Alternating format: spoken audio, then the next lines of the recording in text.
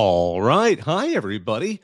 It's a surprise, our CFB Talk 101. Well, less of a surprise, but more like a reaction to what's going on right now in college football. As you all know, Auburn fired Bryan Harsin, so now we're here to see what you all want to talk about because this is a big change. I mean, it's been one that's anticipated. I know Feinbaum went on record as saying it was 2 weeks too late, but let's discuss. We'd love to hear from you. If you want to share your thoughts, please go ahead and hit request. Looks like my co-host is here. It's going to be myself, Bob Aghayeri, and my regular co-host, JD Moore. We're going to get this conversation started. JD, let me know when you're up here. But there's a lot of names that are being bandied around because obviously Auburn made an attempt. Well, I should say Auburn boosters and Auburn supporters made an attempted coup last summer. So certainly we've had an ongoing discussion of what might happen if Harsin leaves. This is probably just as discussed as Scott Frost was before the season. If anything, this one just seems a little later than expected. But JD, how are you doing? You know what? I am not doing as good as Bryan Harsin. I hope that man has the greatest Mexican beach vacation with this fresh $15 million.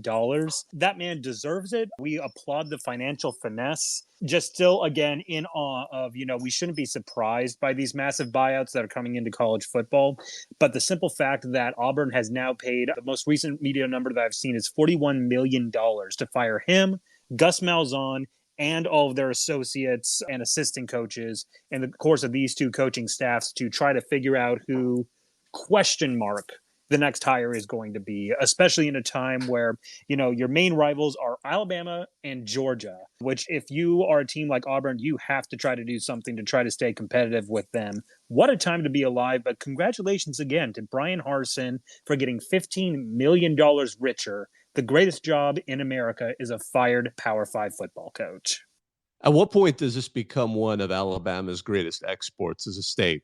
I mean, I guess with the Crimson Tide being really stable, it hasn't been. But let's talk about some of these potential targets. I mean, I think, Lane Kiffin's probably in the top candidates. He was interested in the job previously when Harsin got it. He's doing great at Ole Miss. He's having fun. The travels he's done over the however many years, because obviously this would be, I mean, he's been in the SEC before. Even before he was at Ole Miss, he was at Tennessee, and then rehabilitated through the Nick Saban school for coaches who had a tough break for him at USC. I mean, now he's doing great at Ole Miss, and he's got an attitude that is, well, like it or hate it. I think while he wins, most people enjoy it. But this seems to be a good opportunity for him. I mean, because obviously it wouldn't be the first time Auburn had looked towards Ole Miss for their next head coach. What do you think? And by the way, for those of you out there, we'd love to hear from you. If you have thoughts on who Auburn should hire next or the tenure of Bryan Harsin at Auburn, we'd love to hear from you. Just hit request. Absolutely. And even if you just want to vent about the Auburn season and, this was a firing that came too late or anything else that you want to talk about with Auburn football, we would love to hear from you on it. Now, of course, you floated Lane Kiffin. That's been a pretty popular pick. It's going to continue to be a popular pick. I don't try to pretend to know. I'm not going to sit here and say, Auburn is going to be a better job than Ole Miss because I don't think anybody could have predicted some of the moves that we saw this last offseason. I mean, nobody saw Lincoln Riley moving from Oklahoma to USC or Brian Kelly from Notre Dame to LSU or Manny going from, or not Manny, Mario Cristobal going from Oregon to Miami. I don't think at this point there's any job that is quote unquote better than an Auburn job right now. And, if Auburn is willing to spend some money, I could see them going for anybody, including Kiffin. I don't know if this is perhaps, maybe the job that makes Deion Sanders want to consider going higher than an HBCU. I'm not sure if this is one that they bring Urban Meyer back out of retirement. I don't know if this is one that you tried to go for a big swing and you tried to poach somebody else from another conference. But I do know the one thing. Auburn is one of the most booster-centric programs in the country. And we saw, just this past year when Bryan Harsin had the 6-6 record, they were doing anything they could to try to fire him and get him for cause. Whoever is going to take this job is going to get paid. And congratulations to them on securing that bag. And Bobak, it appears that we have a speaker up and ready now. Yeah, it's Pat Pelini. We've talked before. He's been a guest on the show talking about the podcast, Beyond the Playbook. What's up? What's going on, guys? How's it going? I Good to hear wanted from to you give again, my man. 2 cents on the Auburn situation. Um, I think Chris Kleiman would be a home run hire for Auburn. I think they could easily poach him from Kansas State. I had the pleasure of being recruited by him at North Dakota State. He is a phenomenal guy. I think he'd be a great fit for a program like Auburn. I think he's obviously had a great track record at North Dakota State, and and now look how he's turned around Kansas State. They're back in contention in the Big 12. I think that I don't know what your guys' thoughts are on Chris Kleiman, but I think that's the guy that Auburn needs to go after. No question.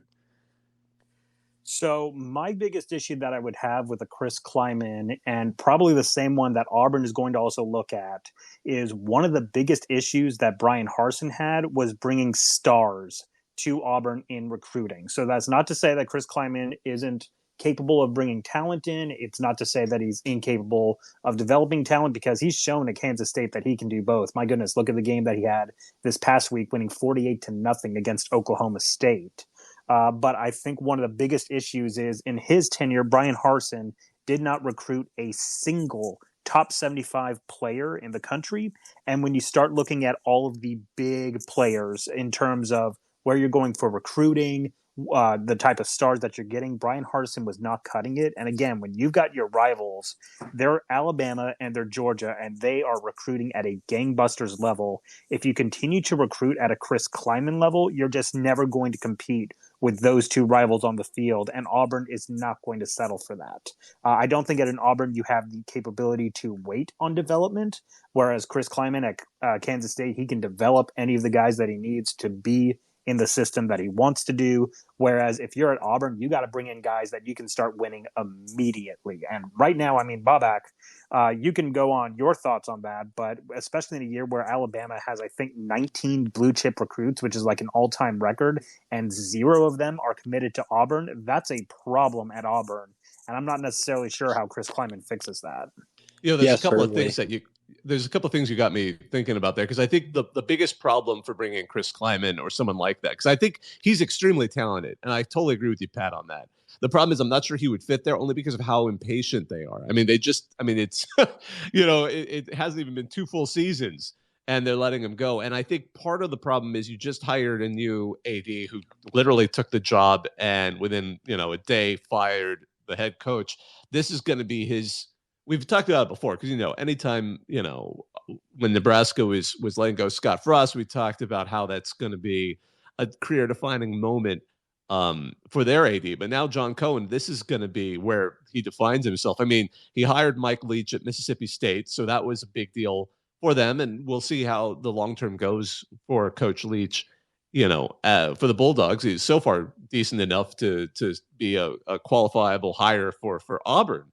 But this is going to be that big chance for him to show what he's got, and I think that's been a big deal. Losing the recruiting battle seemed to really, when we'd have these open call-in shows on Tuesday nights, really upset a lot of Auburn fans, and I think that led to a lot of that pushback, especially from the boosters that to some extent run the program maybe a bit more than others.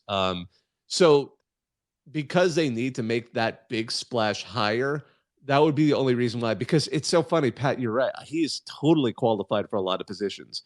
And maybe Nebraska would be a team where they might be willing to find that kind of slow develop. I mean, not even slow development. I wouldn't expect much time for him to develop players, but the past he had is such a stellar coach at North Dakota State, which has now developed at Kansas State. Those are my thoughts. Pat, I know you wanted to follow. Yeah, I think you're right. I mean, I think it really just depends on what the new AD is looking for in a hire. If you're looking for like a recruiting guy, I think like you guys said, Lane Kiffin, Dion would be good. But I don't really think Auburn's in much of a position to say, look, if we bring in this guy, we're going to bring in a bunch of good recruits now. I think no matter what, you're going to have to develop your players. And you can win in the SEC now. I mean, the SEC hasn't, other than I think this year, other than comparatively to the last few years, I think the SEC's by far the best conference competitively. But you can win games in the SEC. You can get to 7-8 games if you're Auburn with the talent you have every year. I think it's just a matter of what type of coach you're bringing in. You can win games in the SEC East when you're playing against Vanderbilt, Missouri, Kentucky. I mean, when you're a football program like Auburn, you're still going to have to develop your players. I mean, you're not gonna out recruit a Bama or a Georgia. That's just the what it comes down to. I think they got to go for a guy that obviously that can recruit. I think people underestimate Kleiman's recruiting ability too. Look at the talent that he brought to North Dakota State. He was bringing in guys that were recruited at the Division I level that just wanted to go and play for him, play for a touted program like North Dakota State. And now look at what he's done at Kansas State. He's brought in some big transfers. He got Adrian Martinez from Nebraska to come and play for him. Obviously, that had some to do with, I think his girlfriend was a volleyball player there. But he's brought in some talent to Kansas State. I don't really see why he can't do that at an SEC level. But going past the Chris Kleiman point, I think Dion would be a slam dunk too. I think he just would bring a ton of excitement around the program. Obviously, I think that would bring in recruits. He's I think I'm pretty sure was he considering the Auburn job at one point? Could I be mistaken there? Before they've hired Harsin? There have been some previous media rumors where he's allegedly, at least in this last season, had some initial talks with TCU and Arkansas when both of those positions were open. But whether you actually believe them, I personally trust that, about as far as I could throw those rumors.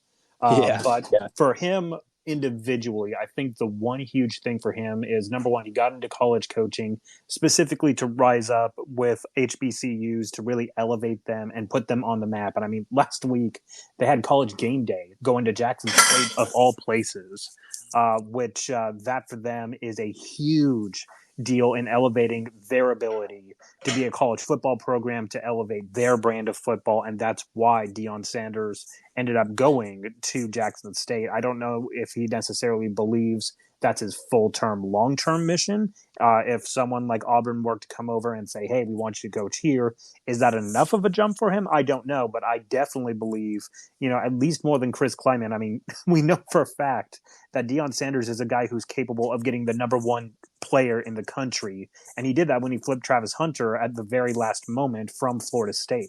He's already recruited at top 75 level at an FCS school. And I fully believe that if, he can talk to these kids who are the top players in the country and he can get the number one player in the country to go to Jackson State, imagine what happens if he gets the Power 5 team in order to go do that.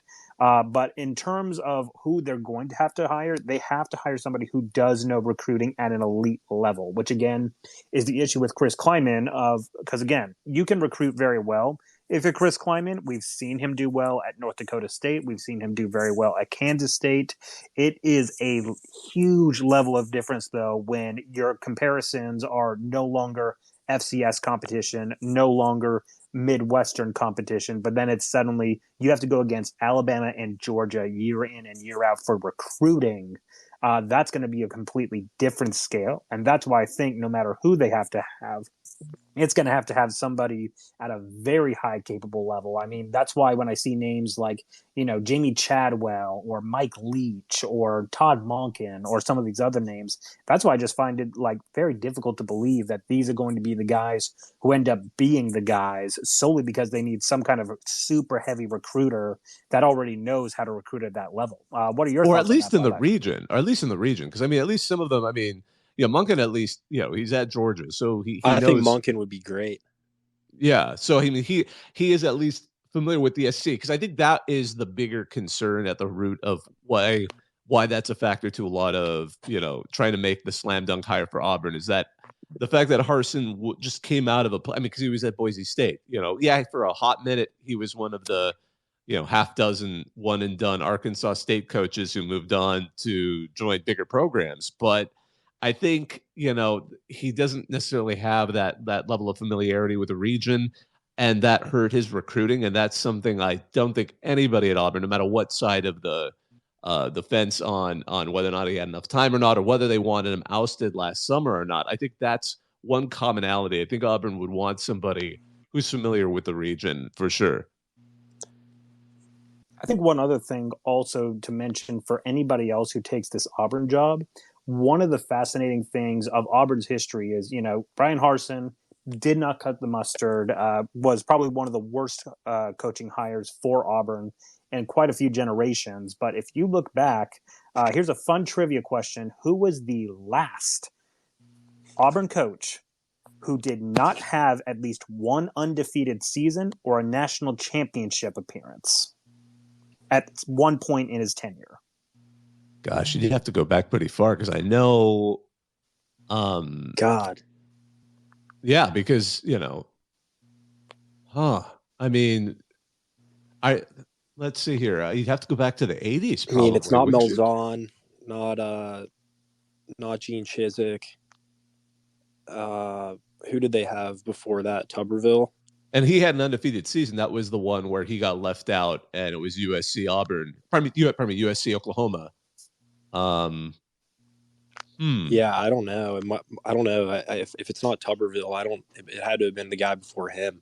No, Terry Bowden had an undefeated season, but they couldn't go anywhere because they were dealing with leftover sanctions. Gosh. Yeah, I mean, I think going off that point, if you're looking for a guy that knows the region recruiting wise, I've seen a lot of people saying Bill O'Brien would be a good fit. He's already done a rehab job at Penn State. I think he would be a good fit for Auburn as well. He's obviously recruited that area of the country, being at Alabama the last few years. I don't really see why that wouldn't be a good fit either. If you're looking for that type of coach that knows the region recruiting wise, I think he's done a good job at Alabama with the talent he's had. If he can bring in some talent like that to Auburn, I don't really see why you can't get an offense going. He's already done a rehab job at Penn State. He did a pretty good job there. I wouldn't be surprised if he's looking to get back into head coaching. He has stability at Alabama, but he's already done rehab jobs before. I don't really see why he can't do it at Auburn. I mean, I think Bill O'Brien would definitely be a solid hire. I'm not sure it would be, Auburn would have to throw a lot of money at him in order to get him, because I think he's probably going to be a very high candidate when it comes to Nebraska, when it comes to Arizona State, when it comes to Georgia Tech. That's been another name that's been floated out there. I think Bill O'Brien, if he wants a head coaching job, he will get one.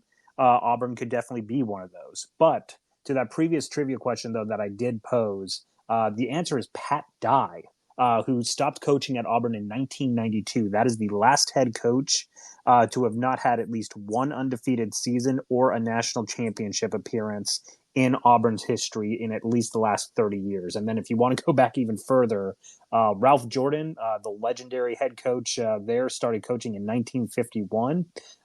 You have Doug Barfield and Bryan Harsin as the only two head coaches at Auburn who did not at least win the SEC at some point in their tenure, which I think is just an absolutely amazing stat. And again, kind of shows the height of the kind of coaching hire that you need to make at Auburn. And especially when you have the competition that you have on an annual basis as your rivals, Auburn's going to need to hit this one out of the park, which is why, at least for me, it's kind of difficult for me to see a reality where at least one of the playing options is we get to see Urban Meyer getting the $100 million check and he comes to Auburn, because that would be the kind of level of guy that they're looking for right now. One thing I will say, when you're talking about who they'd be competing with, I mean, Georgia Tech, I don't think they're going to win any battles with Auburn going after a head coaching. We've seen with just the sheer payouts they're giving out right now, Auburn has not tired of throwing money until it works. So, one candidate who we haven't really talked about yet, who is very openly interested in the job, at least has been before, is Hugh Freeze. Do we see him return to the SEC? Are you saying that Liberty would not be able to match or try to compete?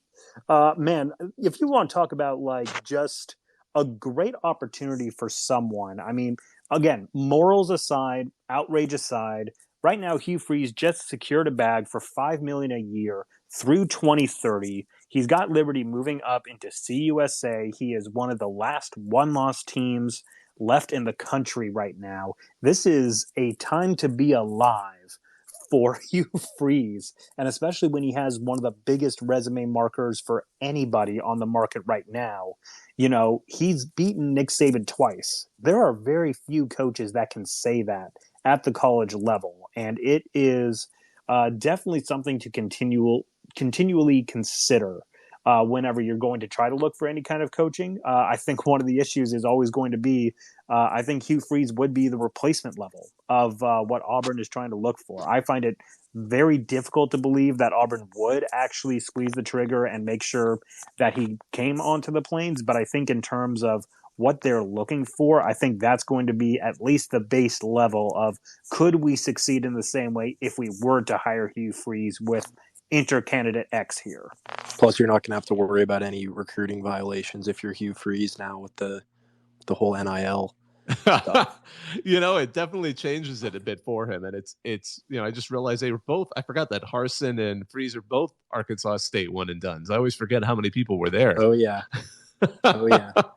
That would be. Hey, speaking of other Arkansas one dones, I mean, if you want to consider it Arkansas State, and we're going to throw out a couple of joke candidates, Butch Jones is a graduate of the Nick Saban School for Coaches Who Want to Coach Good.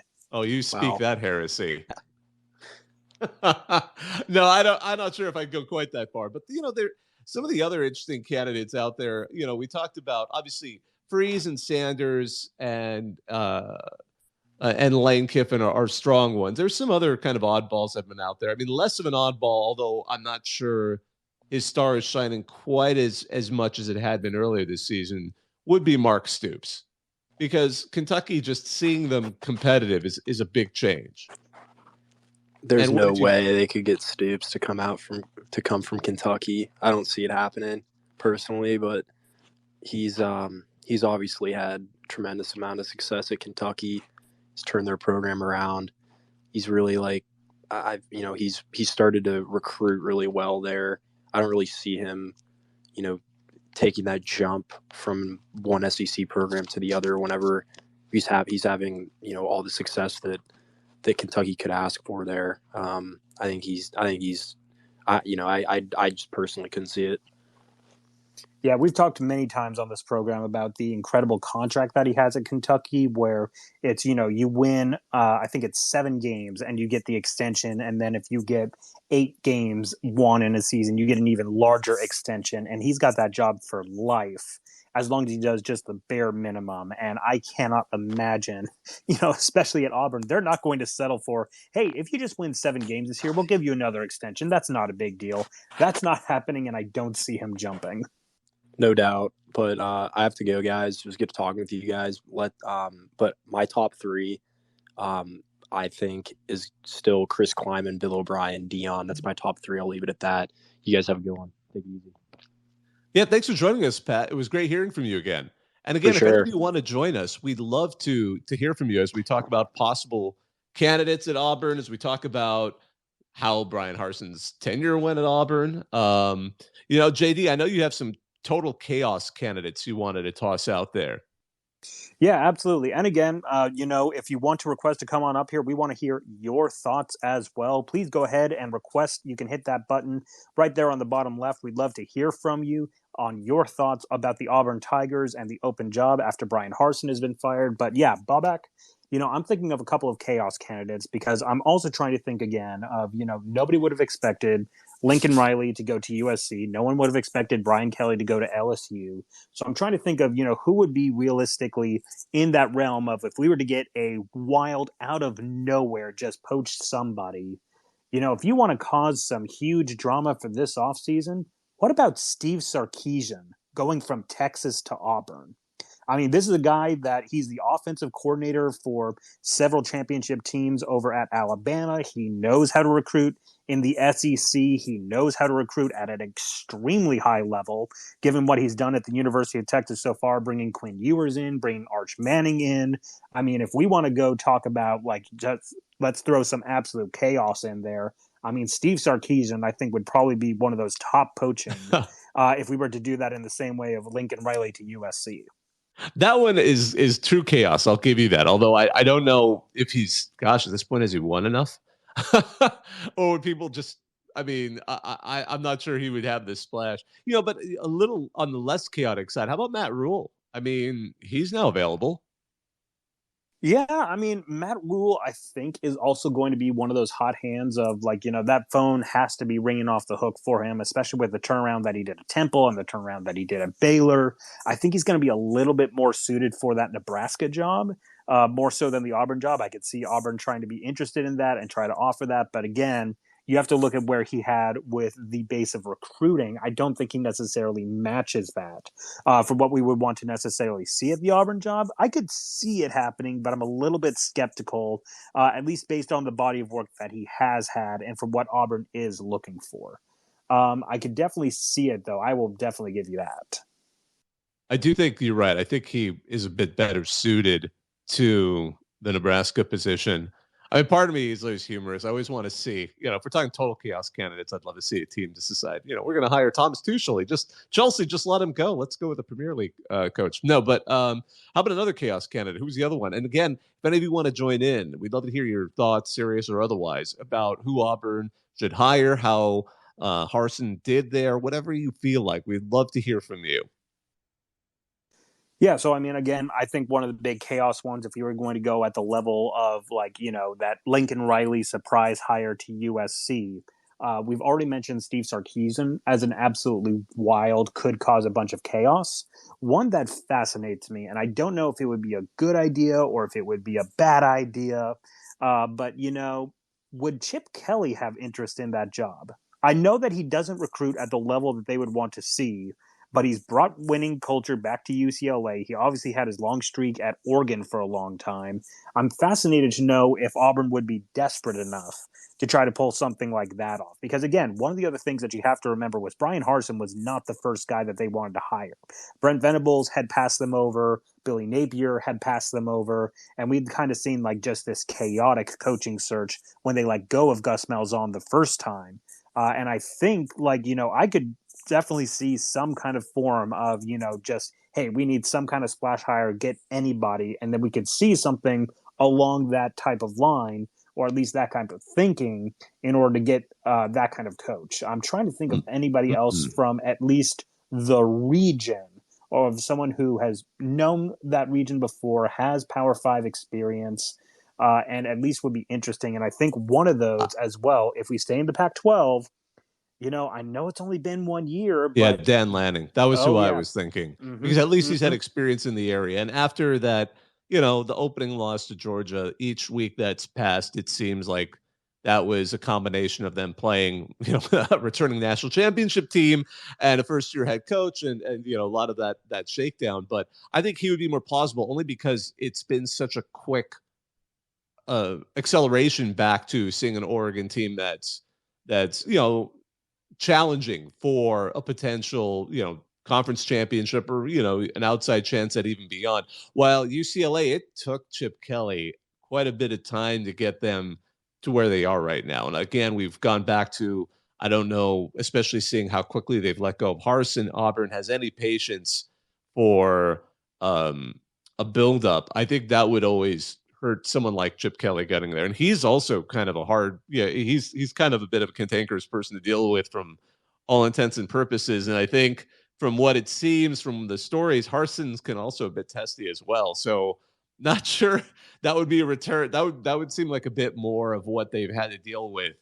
And again, with that impatience that they've certainly displayed at Auburn, they'd want someone who seems to be able to just sort of land and get that going. But I think it's certainly an interesting one. And I think, if they were going to go somewhere like that, Lanning's been the one I would lean towards. But again, to get to that point, so many others must have fallen through. I think that's going to be the interesting thing as we pay attention to this. Whoever Auburn seems to get, we're going to wonder who they could have got. I mean, short of, I think those initial three names that sort of come up, which are, Lane Kiffin or maybe Hugh Freeze or Deion Sanders. Beyond that, I think people are going to wonder who else they tried to go after first. But we'll see. I mean, it's still early on. Again, if you want to suggest a name or give your thoughts, we'd love to hear from you now. It's RCFB Talk 101. We're talking about Auburn done Harsin Around and seeing who's going to be the next person there. Because again, one thing that did strike me though, they're paying their new AD, John Cohen, $1.5 million allegedly to be there. And I mean, this is it. This is the first move he's made. He's spent 10 times his apparently, yeah, it is 10 times his annual salary to fire the head coach and get a new one, which will let him really put his imprint on the program. Because again, at Mississippi State, he's the one who hired Mike Leach. Speaking of, do you think he'd try to bring Mike Leach to Auburn? Would that be a little too crazy for Auburn? I don't know if that would match. I think one of the biggest issues that you would have with that is he's been out since he took over the Mississippi State job. He's been outscored it's like 106-15 against Alabama since he took over the Mississippi State job. And I mean, he's had only one touchdown ever against the Crimson Tide. That came in garbage time in the fourth quarter. I cannot imagine that being a successful hire at Auburn, and I think Auburn's boosters would absolutely revolt. And Cohen would find himself in the way of John Curry or these other infamous athletic directors who, tried to throw over a lead balloon as their hiring search. I cannot imagine any world where Mike Leach ends up being the guy. I think that's a fair assessment. I would have been shocked if that had happened. But you can't help but ask it, especially when the athletic director has moved just over. One of the things that struck me, and one of the reasons the only thing I'm really surprised about this firing, I think everyone's just surprised that it took so long. And I think to some lesser extent that it's a Monday, because this is typically a Sunday morning. Or I think my all-time favorite coach firing, and again, you might know his name off the top of your head because he's a Texas guy, but at North Texas, was it Dodge? Daggy. Oh, yeah. But I just remember he got fired on the way to the post-game presser when he lost to an FCS team by, I think at the time, the biggest record. Portland State walked in and beat North Texas at home by some incredible number. And the media was like he was fired before he was at the presser. It was in the middle of the season. So, I mean, there are precedents for kind of crazy terminations. But going back to what happened here, I think that's a big surprise that it just took so long for Auburn to decide to pull the plug. And I'm wondering behind the scene. Again, actually strike that, the athletic director. They had the permanent hire. He can now be on the firing line because he made that decision. It lets him, in a way, it's a win-win because he gets to look like he's being decisive and pick that next candidate. But one of the things I'm not surprised that happened this weekend as well was watching the Tigers lose to the Razorbacks.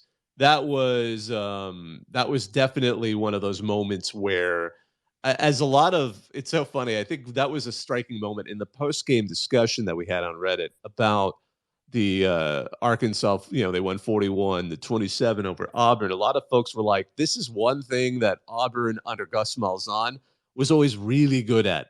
Because Malzahn was always, and if you know that background, Malzahn was an Arkansas guy. He was a head coach. Mitch Mustaine, some of you may remember that name, was a very much ballyhooed quarterback who was his quarterback. So what do? They bring him to Auburn to be to Arkansas to be his offensive coordinator.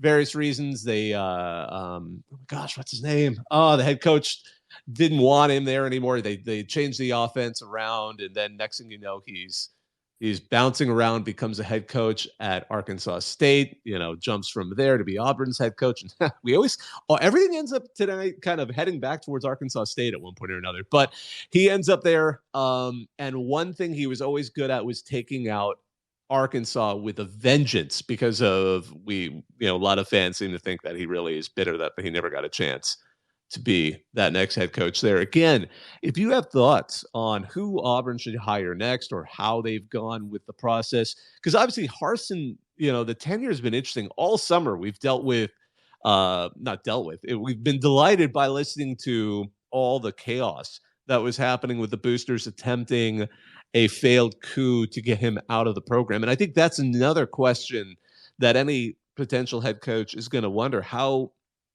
the chaos that Auburn is for better or worse known for, with all the push and pull in that athletic program. Who's going to be making the calls there? And from what we understand, back in 2020 when Harsin was ultimately hired, some of the other candidates were a little soured by the fact that Auburn as a program, you're never not entirely sure who the decision makers ultimately going to be. Where some programs, it's a lot firmer. So that's going to be another factor in all of this for these candidates. Are they going to be looking at Auburn and seeing how quickly that let go of Harsin, knowing that the boosters can suddenly start to try and pull a coup? If you have any skeletons in your closet, they're probably going to find them at Auburn, because those folks are some of the best apparent detectives in the universe. And certainly, you're not only going to be dealing with Auburn fans digging into you. I mean, Alabama fans would love nothing more than to delight in pulling something on whatever candidate Auburn ends up hiring. But there's so many candidates. We've talked about a number of them. We've obviously talked about Lane Kiffin. We've talked about Hugh Freeze. We've talked about Dion. We touched lightly on Jamie Chadwell. I mean, let's talk about him for a second again, JD, because he's been a success everywhere he's been. I'm a fan of him. We've had him on the show before. He went to Charleston Southern. That was the last head coaching position he did. It's a team that isn't particularly good. It's extremely, it's limited among FCS programs. Got them into the playoff. That was a big deal. And I see we have a guest. I want to go ahead and let you up. And as soon as, no, never mind. It hopped right out. Sorry. I thought we had someone in the queue, but, he's been solid every program he's been at. Joe Moglia saw the talent in him, brought him up as his OC, and then through a series of unfortunate health events, he became the head coach real quick. He's a solid coach. Do you think he doesn't quite have what it takes yet? Has he not proved himself enough to be someone for an Auburn to consider? So he's a very interesting case because, again, I think if we continue to go with that original line of, who can recruit at a level to compete against Alabama, against Georgia, I mean, that's not going to be the guy. But I could see it working in the way that Paul Johnson worked at, Georgia Tech, when he was the very annoying, ran that triple option offense and didn't necessarily need the super huge athletes, but he just annoyed the hell out of everybody, still got to a New Year's Six every so often. That might be palatable. But again, as we've mentioned, the standard for Auburn has been, at least for every single coach for the last 30 years, have at least one undefeated season in your tenure and or make a national championship appearance in your tenure. Personally, I think as a neutral fan, I think Jamie Chadwell and his modified triple option offense would be delightful to watch at Auburn, but I'm not 100% sure about, would he be able to fulfill the dreams of, hey, we're looking for someone who can compete for a national championship. I don't know if that's the answer for that, but as a neutral fan, absolutely would love to see Jamie Chadwell in that kind of position. Would love to see it be tried. Yeah, I agree. I think he's going to eventually be pulled out by a P5 program, but it's not going to be that. Like, if, going back to what, we had Pat Pelini on earlier, and his suggestion was Chris Kleiman, which I think both of us strongly doubt he would, from K-State. But that would be someone like K-State would probably replace with. Not that they'd hire him, but, a team, kind of a mid-level P5 team or even a bottom P5 team would consider throwing some money and taking a risk on, but not Auburn, because Auburn certainly, for good reason, envisions itself as being a peer competitor to Alabama, to Georgia, and they're going to want a head coach that is like, the surprise we got, as we've talked about earlier, of Lincoln Riley going from Oklahoma to USC. They'd want someone of that level. So sometimes you'll hear, I've read like Bill Clark, who, stepped down from UAB because he had some health issues. I would be shocked if Auburn took a risk on pulling him in as their next head coach. That would be something far down. So I think really, going back to guys like Deion Sanders, Lane Kiffin, and, even Hugh Freeze, if you were looking between those three, what would be the pluses and minuses to you, JD? I think at least on those three names. So Lane Kiffin, I think, would probably be the best hire that you could probably get at Auburn right now. Again, that's just for the basis of, is somebody able to recruit at that level? Does somebody know that region? Can somebody deal with SEC boosters? Can somebody, try to compete with the Alabamas and Georgias and the teams that Auburn will play every single year? I think that's probably going to be your likeliest best because he's going to have the most of the pros. He's got the experience of winning championship levels. He's had the experience of recruiting in the SEC. He knows how to deal with that booster base. And I think really the only cons you would have, at least at that point, would be, number one, he would be insanely expensive because, Ole Miss is going to match whatever Auburn's going to try to throw out there. And especially, if you want to prove that Auburn is the better job, you're going to have to throw the money out there. So you're probably going to have to see some kind of Jimbo Fisher, Mel Tucker type money thrown out there as a guarantee. But at least for that, I mean, that's really your only major cons on that one. I think for Deion Sanders, I mean, I think the biggest cons are, he is still relatively unproven at that level. I think it's been proven that he knows how to coach FCS football incredibly well. I think it's been shown that he knows how to recruit very well. But I think at least for right now, we've really only seen him against FBS competition only a few times. And, one of those was losing to ULM. Granted, Nick Saban did the same in his first year at Alabama.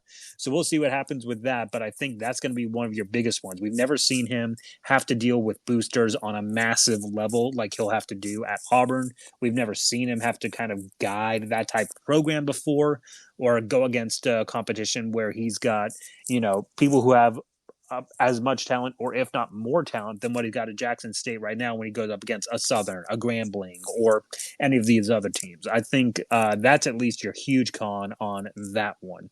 But hey, it seems that we got a new caller up here now. Hey, Milt, what's up? Feel free to unmute. It's in the bottom left on the phone. What's going on, everyone? This is my first time. Welcome. As soon as I saw the Auburn coach got fired and saw this blog, I wanted to jump in. A candidate I like is Matt Rule. Yeah, and we've talked lightly about him, and don't worry, we have to repeat ourselves because we know people jump in and out. He's certainly proven himself. We were wondering if he might be better suited to like Nebraska, only because we were thinking about what makes him a successful coach and where he's done well. But he's going to be, I think, a name in every coaching search because he is the big former NFL coach.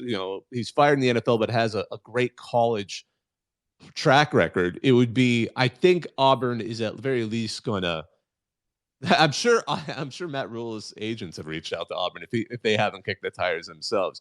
JD, do you want to just hit back on what you were thinking on Rule here?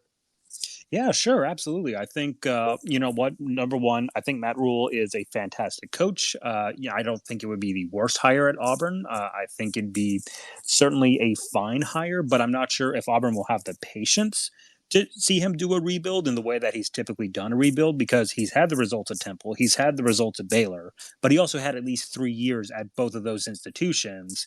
And, Auburn's firing, Bryan Harsin out here, not even 21 games into his tenure.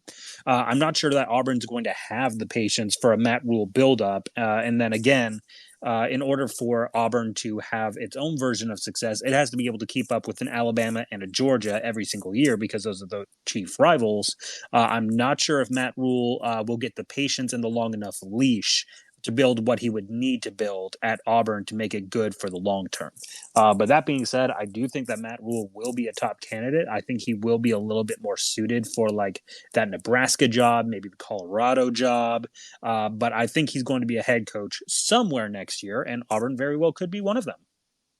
I mean, it's a great. I definitely think he's going to be tossed out a lot. I'm going to throw out a total joke candidate, so don't freak out. But I mean, I was thinking, who's someone who's played in the state of Alabama, who's been a head coach at many programs all over the world, I think all over the world, but, all over the country, could you imagine a total shocker like Mike Riley?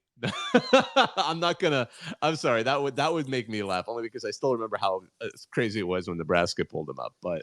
Okay, see, when you were going with that buildup, I thought you were going to say, Tommy Tuberville quits from the Senate to come back and finish the job. So And we you mentioned it, but I mean that's another example of someone who someone who came from Ole Miss, because that was the thing. That was the famous pine box comment. I won't leave Ole Miss except in a pine box. And then 2 days later, he was the head coach of Auburn. So that's why I think a lot of eyes are on Lane Kiffin to see if that road is open again, if that coaching pipeline is going to send him to a team he seemed interested in prior. So I think the idea of seeing Lane Kiffin being in the same state competing again, I mean, not that Ole Miss is that far away, but watching that rivalry, adding the former the former assistant against the master, I think that's going to play up even more than ever. I think that would be just a delight, just from the sheer humor of those of us who have to talk about college football, write about college football. I think that alone would make that one of the more interesting hires to see. And by the way, frankly, I'm kind of curious to see where Bryan Harsin lands. I mean, right now he's in no rush. He's getting that payout. He's getting the sweetest deal of them all right now. I mean, his birthday is tomorrow, and I believe Auburn owes him half of the $15 million within 30 days.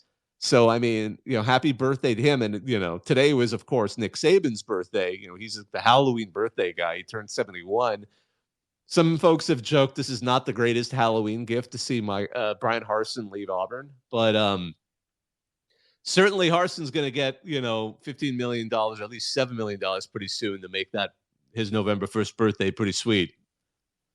JD, what else? I mean, so we've talked about, I just want to go back to Deion really quick. The other interesting thing about Deion, if they were to go that route, is he's such a strong personality. It's part of what makes him attractive as a head coach, and what's made it work so well at Jackson State, because he's not the first former NFL great to suddenly be a head coach in the SWAC or in the MEAC or just across the FCS level, let alone HBCUs.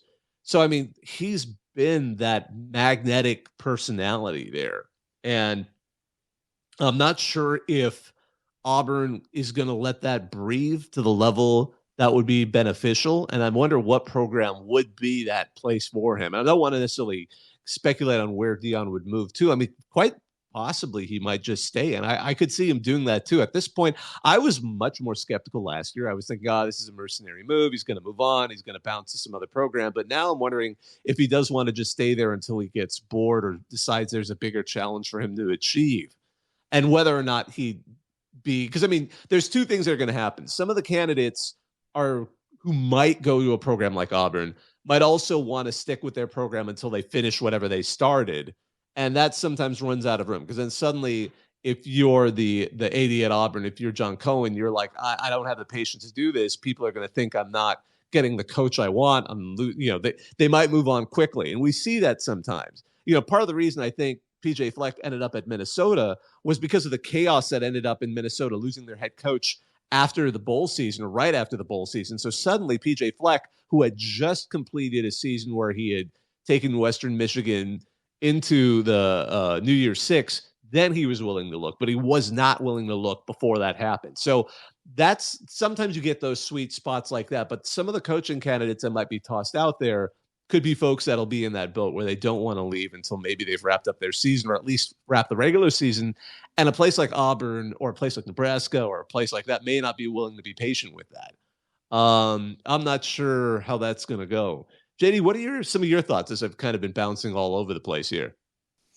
Yeah, so I mean, again, I think one of the huge things is I think Deion Sanders brings that kind of oomph, that kind of energy, that at least credibility for recruiting that really fills in everything with Auburn. I think two things that are going to knock him is, it's still not been that long ago since Prime Prep went down in flames, the prep school that he tried to build out in Dallas. I know that's still a very sore thing for a lot of administrators looking to hire him at a higher level. And I think one of the other things that we're also going to have to look at is, I think he's objectively been a fantastic coach at the FCS level, objectively been a great HBCU coach. But one of the things that he's had is a clear talent disparage against anybody else that he's had to play at that level. And I think, you might be in for a very harsh reality check of, how good is he at strategy when he doesn't have all the best players on the field, and how does he respond to that? I think that's going to be the more curious question of any Power 5 team that ends up hiring him. And again, to put him in the fishbowl, that would be the Auburn job.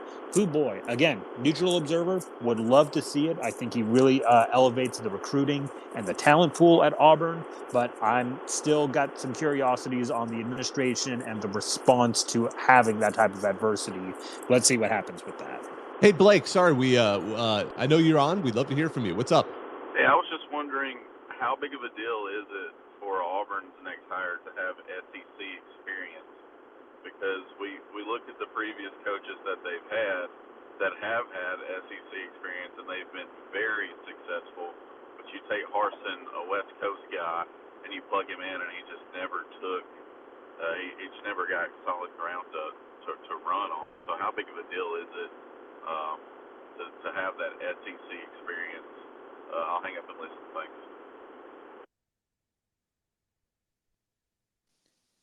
I think no matter what, this guy is probably going to want some SEC experience because, I think just even with the athletic director search, the news came out today that they originally had tried to hire Hunter Yurchek, the athletic director over at Arkansas, before they ended up getting John Cohen from Mississippi State. Auburn wants to have somebody who has that SEC experience, who knows what kind of pressure cooker the job is going to be, what that region is, in order to get not just into Alabama recruits, but to Louisiana recruits, into Florida recruits, into Georgia recruits, and to really have that Southeastern profile, who they are able to recruit at the level that they need to, and who's able to put up with the pressures that are needed. I think that's one of the things that Bryan Harsin came in woefully unprepared for, to understand how important recruiting was to the job and to understand how much of a pressure cooker the job was going to be. Because again, Bryan Harsin had been the biggest fish in a small pond for quite a long while. He was the head coach at Boise State for a long time. And of course, in the Mountain West G5 conference, you're the biggest fish there. You're winning out a lot of games there. Bryan Harsin at one point wanted to openly leave the conference with Boise State or as a head coach, either way. And he ended up being able to exit first before Boise State did. And I think really anybody who ends up taking the Auburn job needs to understand the culture of the SEC. And the only way that you really do that is by previously coaching in that area, or at least having intimate experience with that region. What are your thoughts on that, Bobak? I strongly agree with you, and I think that's the biggest takeaway for whatever candidate Auburn ends up pursuing. They had their experience going out to something a little different, going with Boise State. And by the way, I just want to say it's funny you mentioned that distaste for the pressure cooker environment, because Bryan Harsin's predecessor at Boise State, Chris Peterson, obviously went to University of Washington, but he famously turned down overtures from USC. And part of that, from what was reported, was that he didn't want to be in that kind of a pressure cooker, which kind of indicates that Boise State, as you said, you're the big fish in a small pond. Everyone probably just sort of, hey, what's up?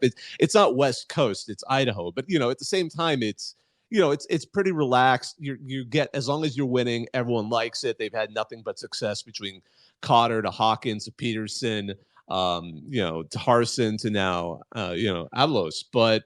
Here we are, and jumping into Auburn, the pressure is just so much. JD, I know you're running out of time. I know you wanted to add something real quick. So before I continue, I'll let you come back in right now.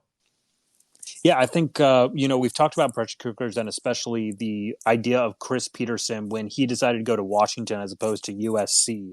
I think one thing that we are starting to see, at least at the college level, and one of the reasons why I think this is going to be an incredibly expensive hire, regardless of the buyouts that have already been spent out, which again, media reports are putting it out like, $15 million for Harsin, a lot more for his assistants. Combine that with the firing of Gus Malzahn not too long ago, you're looking at probably about 41, 42 million for that pair of firings from Auburn in the last 2 years. I think no matter who that they're going to have to hire, they're going to have to see similar to a Jimbo Fisher type of contract. And I think right now it's very interesting to see at least a shift from these newer generations of coaches where we've seen, Jeff Traylor very famously turned down Texas Tech and some Texas overtures to stay at UTSA for another 10 years. We saw the same thing with Dave Clawson at Wake Forest, declining down some offers to stay there long term. We saw that with Dave Doran over at North Carolina State. We've seen a lot of these coaches who have been, asked to be a part of these pressure cookers, and they ended up turning it down. That's why I think no matter who Auburn has to hire, they have to swing for the fences and offer some huge guaranteed money, regardless of who it's going to be. And I don't think, this next coach, if it doesn't work out, they're not going to fire them for $20 million because that would be a bargain for them at this point. JD, one last thought for you. What do you think about Dave Aranda? Aranda is fascinating. I think he's happy at Baylor because, again, he gets to fly a little bit under the radar. But, man, that would be right up there with one of those other ones of, we never would have thought that Lincoln Riley would have taken the USC job. Dave Aranda taking the head coaching job at Auburn, I would not rule that out. I think he'd have some success there. Don't know how he would do in terms of recruiting, but in terms of can I win a championship? Can I win a conference? Do I know the pressures of the SEC? Man, that'd be a solid look. Yeah, I just wanted to throw him out there because that was one of the names we never quite hit on, and one I would think could be interesting at the very least. I know, for example, Jeff Grimes, his offensive coordinator, has also been sort of tossed out in some lists, although, again, not sure Auburn is going to necessarily go that route and go with a go with the current coordinator. They probably want to make a big splash. I could see that. Cohen did that, at least by pulling someone like Mike Leach to Mississippi State. He's their AD now at Auburn. He's going to want to put some kind of big signature hires. And I'm sure there's several head coaches who would be willing to take that position, even if they might not be as talented in the long run, as it turns out. So we've been doing this now for a little over an hour, and we're going to have to slowly wrap up. We know it's Halloween for a lot of people, but again, lots of big names. I mean, I think between JD and I, we both think, like a lot of folks, that Lane Kiffin would probably be the most interesting hire. I'm not saying he would be the best. Hugh Freeze will probably get thrown out there because Liberty looks solid, and if people can get past the shortcomings he's had, in his personal life, he might be an attractive hire to see him return to the SEC. Deion Sanders will be discussed no matter what. I don't know if this would be the right fit quite yet, but his name is going to be thrown out there quite a bit with his name rising as it is. We talked a little bit about Jamie Chadwell. Might not be quite ready for a position where somebody at top P5 would be willing to take that risk, although he's certainly a talented head coach. We talked about Mark Stoops at Kentucky, probably going to stay there. Mike Leach would be probably not the right fit, but we can't help but mentioning it because it's the guy who hired him is now hiring at Auburn. But there's lots of other guys out there. We've been talking about, offensive coordinator Bill O'Brien, Matt Rule coming from the NFL. We think he'd be better fit at, Nebraska, but who knows? Good fit. Certainly wasn't what led them to hire Bryan Harsin. So who knows who will end up being hired at Auburn. But all of that said, it's been a pleasure talking to all of you. We're going to go ahead and slowly start wrapping this up. This was our CFB Talk 101. We appreciate hearing from all of you. And on behalf of all of us, thank you for listening. Now I'm going to hang up and listen.